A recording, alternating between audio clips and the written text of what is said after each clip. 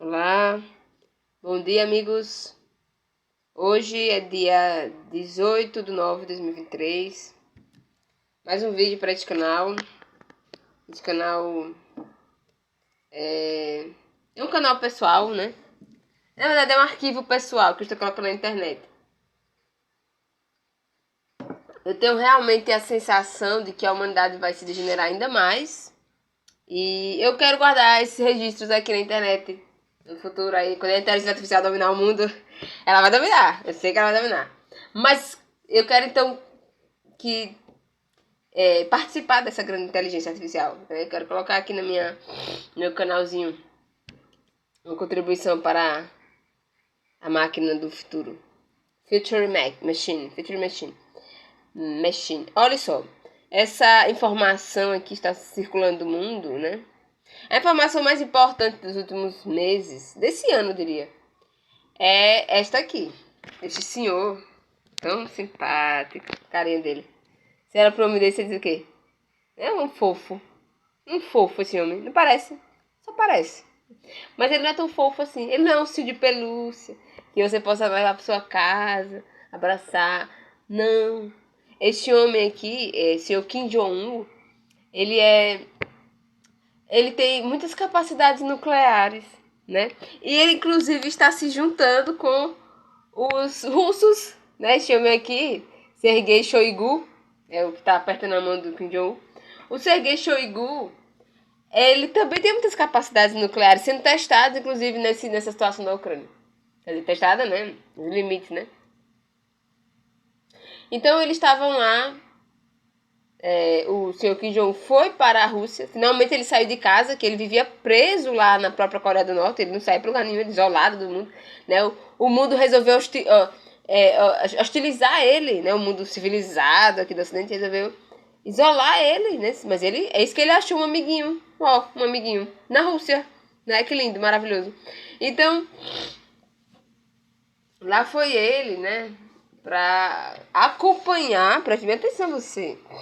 Ele foi acompanhar o ministro russo da defesa para ver a capacidade nuclear, os sistemas, mísseis hipersônicos que existem na Rússia. E um detalhe, gente.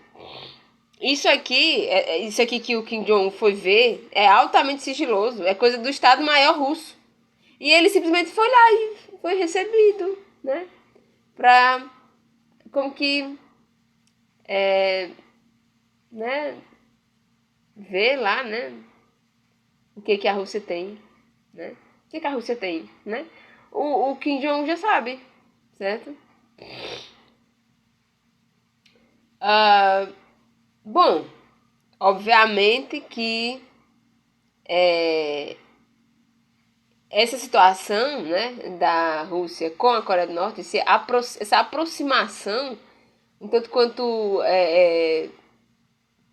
eu diria indecente isso, né? Quer dizer, isso aqui é um escândalo, mas enfim, o mundo já não liga mais para escândalos, né? E essa aproximação Rússia-Coreia do Norte é um negócio assim, é surreal isso, surreal. Mas enfim, vamos acompanhar os próximos desdobramentos disso, né? O que a Rússia vai fazer com tanto armamento nuclear e agora sob supervisão do senhor Kim Jong-un, né? Porque o Kim Jong-un, eu vou colocar aqui, ele funciona em um patamar de existência relativamente diferente do que a própria Rússia tem funcionado ultimamente. Vamos lá, o que comanda, qual a mentalidade, né, que comanda a Coreia do Norte? Vamos lá, eu vou colocar aqui na internet, tá? Ideologia, preste atenção. Porque assim, as pessoas hoje em dia falam de ideologia, né? Porque a Rússia é comunista, a Rússia comunista acabou, o comunismo acabou, e fica essa coisa, né? Mas a ideologia que funciona na Coreia do Norte é uma coisa diferente, assim, não é exatamente o comunismo tradicional, marxista, que funciona lá na China, por exemplo, né? O comunismo tradicionalista, né? Made in Karl Marx, funciona na China, alguma coisa, né? Mas na Coreia do Norte é diferente. Então eu vou botar aqui, ideologia da Coreia do Norte, para ver o que aparece aqui na internet. Vamos ver o que aparece. Vamos ver aqui no Wikipedia, né? Que é essa grande máquina de informações né, à disposição aí de quem queira ver. Então eu vou deixar aqui, tentar aproximar mais a câmera. Gente, se você gostou desse vídeo, dê like. Se você não gostou, dê like do mesmo jeito. E se você não tiver o que comentar, não comente não, certo? Mas se você tiver alguma coisa interessante para comentar, eu agradeço o seu comentário. Vou agradecer. Dá um coraçãozinho se você comentar, certo? Um coraçãozinho é muito bom. Bom, vamos lá aqui. Vamos à informação da Wikipedia sobre a situação ideológica, sobre o funcionamento mental da Coreia do Norte. Em que está baseado esse funcionamento mental? E aí, para você entender esse funcionamento mental, a gente precisa primeiro conhecer a Coreia, né? O que é a Coreia, né? De onde veio, para onde vai, este país. A Coreia tem uma língua própria, certo? A língua coreana, que é falada no norte e no sul. Mas por causa da Guerra das Coreias, dos anos de 1950, que foi quando esta ideologia Juche, né, como eles chamam, ideologia Juche, começou a funcionar lá na Coreia do Norte. Pois bem, até então a Coreia era uma coisa só, né? Falava o coreano. E aqui eles têm caracteres próprios, que é diferente do ideograma chinês e japonês. São caracteres próprios. Eu vou mostrar aqui para você ver a diferença. Olha, tá vendo? Os caracteres coreanos, como eles são, e são usados tanto na Coreia do Norte quanto na Coreia do Sul. É a mesma língua, certo? É a mesma língua. Então a Coreia do Norte e a Coreia do Sul falam a mesmíssima língua. Mas desde 1950 estão divididos no paralelo 40 lá. Acho que é paralelo 40, deixa eu ver. Tem um paralelo lá que divide eles. Mas olha, tem até aqui algumas coisas, né? Algumas informações sobre a língua deles. Sobre os caracteres, significados e tal. Ali são os números, né? Como eles são escritos, no caracteres coreanos. Muito interessante a língua coreana, viu? Inclusive é uma língua muito bonita. Muito bonita mesmo. Bom, mas assim, de belezas coreanas a gente já conhece, né? Estamos aí no período da efervescência cultural do K-pop, que é o coreano, né? O pop coreano. Mas a coisa do K-pop que pega lá na Coreia do Sul não é igual a coisa que pega na Coreia do Norte, né? Um pouco diferente. Então, vejamos nós, né? A Coreia do Norte e Coreia do Sul. Vou botar aqui a Coreia do Norte para a gente entender como é que esse país surgiu, né? Aqui, segundo as informações do Wikipedia, super confiável. Eu confio no Wikipedia, viu? Eu sei que, enfim, não dá para confiar em tudo, mas eu confio em Deus primeiramente. E eu sei que Deus, né, dá jeito, até no Wikipedia. Bom, a Coreia do Norte existe há muitos séculos, né? Muitos milênios aí na história das povoações humanas lá na Ásia. Porém, durante o século XX, em 1910, a Coreia foi anexada ao Império Japonês. O Império Japonês, no século XX, estava aí num processo expansionista atroz, né? Eles invadiram a Coreia, invadiram a China. Enfim, os japoneses do século XX deu alguma coisa na cabeça deles. Uma coisa realmente imperial. Né? Eu não vou recriminar os japoneses. Tá? Uma população humana que eu não recriminaria jamais. Os japoneses. Certo? E se eu fosse você, não faria. Eu não mexeria com a reputação japonesa. Mas aconteceram essas coisas, essas situações na Ásia. Isso em 1910. Aí o que aconteceu? Quando o Japão se rendeu na Segunda Guerra, por causa das bombas lá que pegaram eles, aí eles tiveram que sair da Coreia, né? Óbvio. Mas, né? Não existe vácuo de poder no mundo, né? Se você sai de um ponto, né, estratégico do mundo, vai lá outro predador pra, né, predar a coisa. E o predador que foi parar lá nas Coreias, né, na Península das Coreias, foi um pouco mais complicado. Por quê? Agora vamos tentar entender o que aconteceu na Coreia. Rapidamente, porque eu não vou deixar esse vídeo muito longo. Então, a época, né, o mundo estava sendo dividido, repartido pelos aliados dos Estados Unidos com os aliados da União Soviética. E aí eles foram lá para a Coreia fazer essa mesma divisão, né? Essa repartição de mundo aí. Então preste atenção. os coreanos do norte sabem muito bem o que foi feito pela União Soviética, que hoje é a Rússia, né? Então não se engane, meu amigo. O senhor Kim Jong-un não é comunista, não é socialista, não é soviético, não é entusiasta do sovietismo, porque ele viu o que os soviéticos fizeram lá na Coreia. Exatamente, ele viu. Ele viu não, né? Que ele não era nascido ainda. O pai dele, o avô dele, né, participaram dessas guerras da Coreia. Então, este senhor e toda a ala, né, da civilização política da Coreia do Norte tem uma outra ideologia, bem diferente. Bem diferente. Por isso que é para se notar. Bom, então a Coreia foi dividida, né, num paralelo. Deixa eu ver qual foi o paralelo. Tem um paralelo, que é uma linha, né, uma linha imaginária, dessas linhas imaginárias, né, da cartografia moderna, para dividir essas duas partes do mundo que falam a mesma língua, que tem a mesma cultura. Inclusive, quando isso aconteceu lá em 1950, né, porque a Guerra das Coreias foi uma guerra devastadora a parte do norte.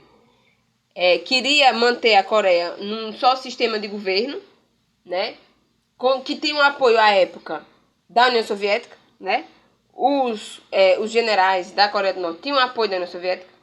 E eles então foram para o sul da Coreia, né, para implantar aquele sistema, aquele modelo de governo que já existia na União Soviética.